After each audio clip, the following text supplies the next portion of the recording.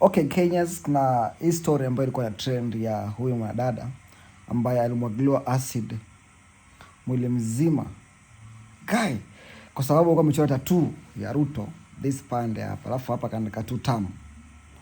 Hii story imegusa watu wengi sana. Ngoja ngokee video uone, alafu hebu angalia video.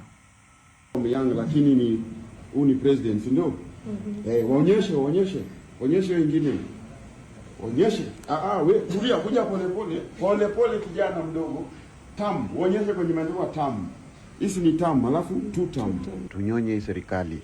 Okay, so kila mtu amekuja na maoni yake na Juda Gadin something Ndela, nani Ndela huyo au influencer pia alikuwa na haya kuongea about the video ambayo imetrend ya mwanadada kumwagiliwa acid, au sio? Kuongelea bana vipi politics zisitufikishe hii area mpaka tunafika wakati tunamwagiliana acid, au sio?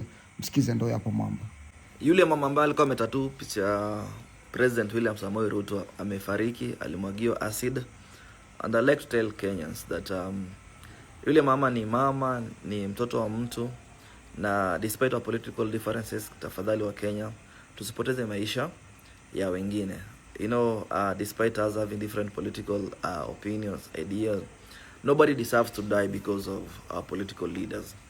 So mama amefariki, ameacha watoto, ameacha familia, na politics will come and go, our leaders will come and go, but we as Kenyans, let us stop killing each other because of our political differences.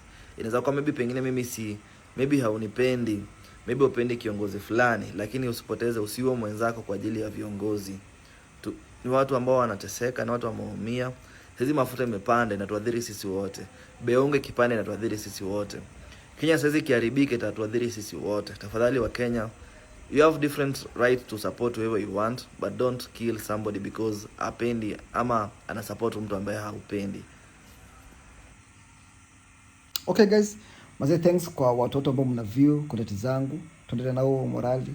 Mmenitia nguvu sana, hata leo nimetengeneza video 5 kwenye hii channel. This is my first step to video hizo 5 sikini kwa sababu ya the way support mnaonipatia. Guys, tuendelee hivyo na I promise you nitawatengenezea videos after videos. Sawa?